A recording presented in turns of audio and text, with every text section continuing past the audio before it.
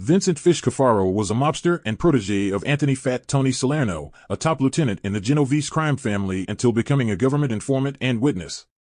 Cafaro was born in the small town of Gambugliano near Vicenza, Italy, but grew up in the East Harlem. Vincent Fish Cafaro's declaration. Vincent Cafaro declares, pursuant to the provisions of 28 U.S.C. 1746, I was straightened out as a made member of the Genovese organized crime family in approximately 1974. Among members and associates of La Cosa Nostra, I was generally known by the nickname Fish. Until 1986, I was Anthony Fat Tony Salerno's right-hand man. A photograph of Salerno and me outside the Palma Boys Social Club in East Harlem is attached as Exhibit A. After he suffered a stroke in 1981, Salerno functioned as the figurehead boss of the Genovese family, while Vincent Ching Gigante took over from Salerno as the behind-the-scenes boss. However, Salerno retained control over the Genovese family's rackets in the construction industry. From 1974 until 1986, I gained extensive personal knowledge of the influence of organized crime, especially the Genovese family, in the New York City District Council of the Carpenters Union. This declaration summarizes certain aspects of the Genovese family's influence over the District Council and its officers. This declaration does not reflect all of my knowledge or experience with organized crime and the District Council. Organized crime involvement in the District Council. Vinnie DiNapoli's involvement in the District Council. I have known Vinnie DiNapoli since at least 1978.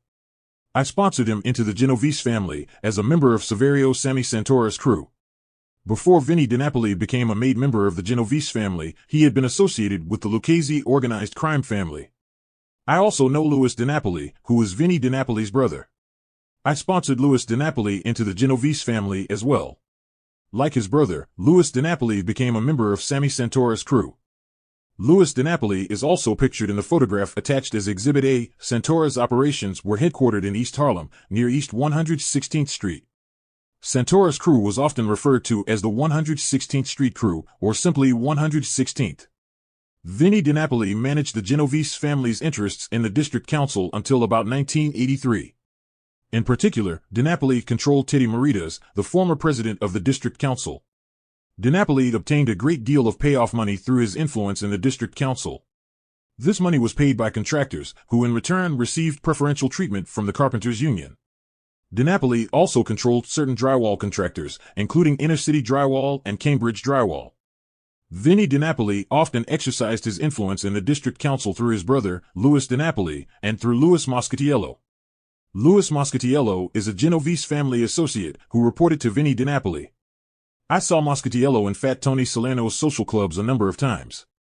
Moscatiello was the chief officer of a plasterers' local union, and he used to deliver money to Fat Tony periodically in connection with that union. In approximately 1981, Vinnie DiNapoli, Teddy Maritas and others were indicted for crimes relating to the District Council.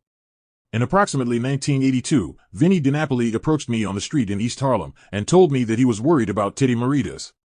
I understood that DiNapoli was worried that Maritas might cooperate with law enforcement and that DiNapoli was seeking approval to murder Maritas. I told DiNapoli that, instead of talking to me, he should go and see Sammy Santora. Shortly after this conversation, Maritas disappeared. Vinnie DiNapoli went to jail in approximately 1983.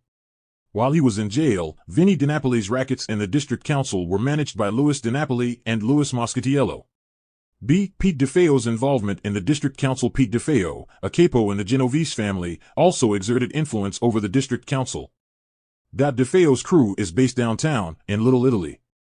Alex Morelli, a made member of the Genovese family, reports to DeFeo and acts as a capo in DeFeo's absence.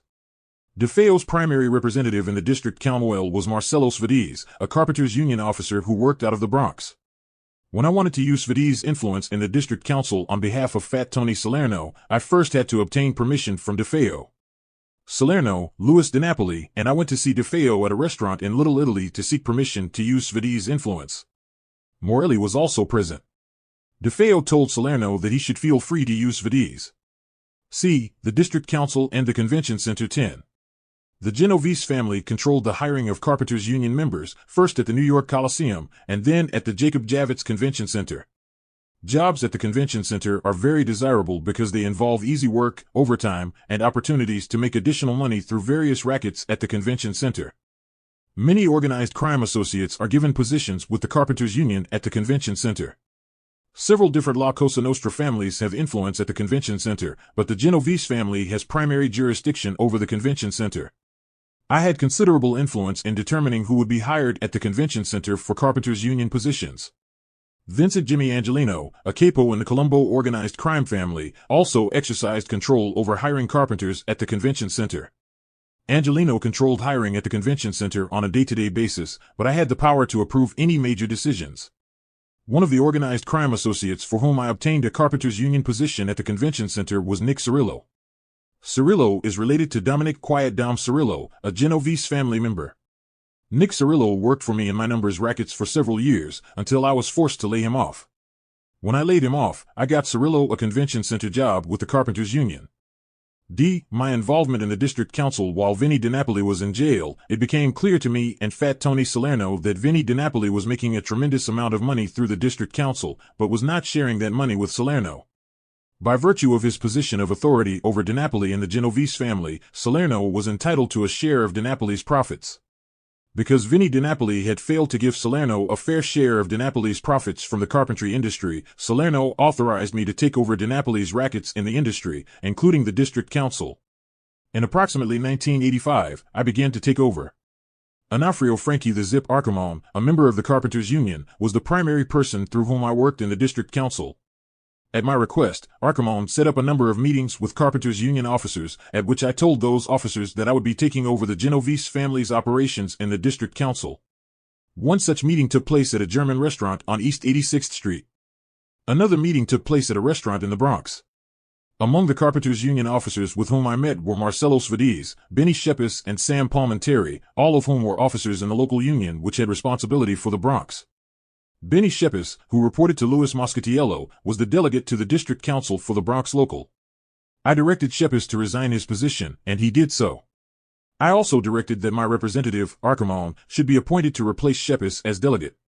In addition, I consolidated my power over the district council's operations at the convention center by installing Philip Philly Masulo to direct those operations.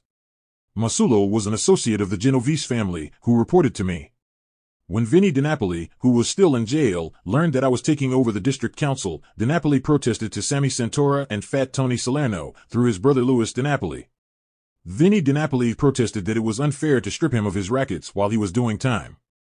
Salerno gave in out of sympathy for Vinnie DiNapoli, and directed me to return the district council to Vinnie DiNapoli.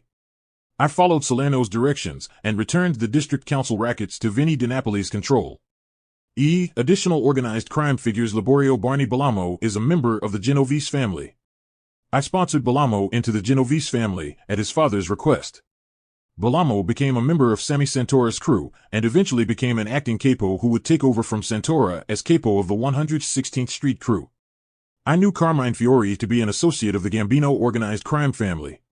I knew Basil Robert Bobby Cherry Servone to be the chief officer of a construction local union in Queens. Servone answered to Sammy Santora.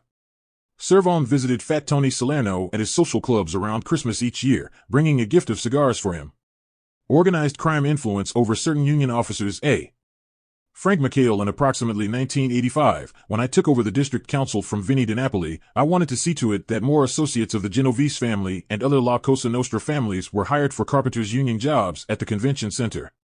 I directed Frankie the Zip Archimon to set up a meeting with Pascal McGinnis, the president of the district council, to discuss the matter. The meeting took place at an Italian restaurant on the east side of Manhattan. However, instead of Pascal McGinnis, Frank McHale appeared on behalf of the district council. Archimon, Marcelo Svediz, and Frank Calciano were also present. I told McHale that more La Cosa Nostra associates should be hired to fill union positions at the convention center.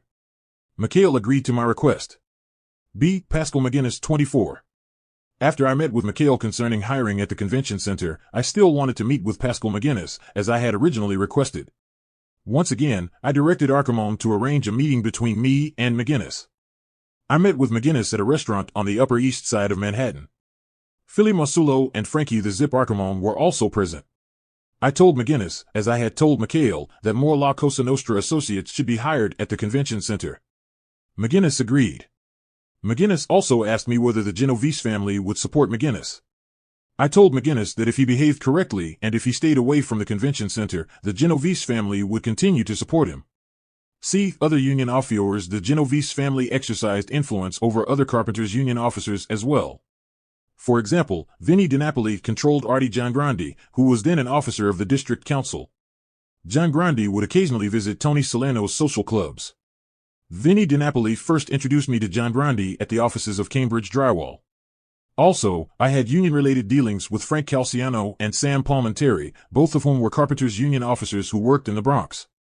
Vinnie DiNapoli had a close relationship with an officer who worked in Midtown Manhattan named Tilio. Vinnie DiNapoli introduced me to Tilio at the offices of Cambridge Drywall. DiNapoli also had influence over another Manhattan Carpenters Union officer whom he referred to as Izzy. I declare under penalty of perjury that the foregoing is true and correct. Executed, August, 1990. Vincent Cafaro, 8/28/90.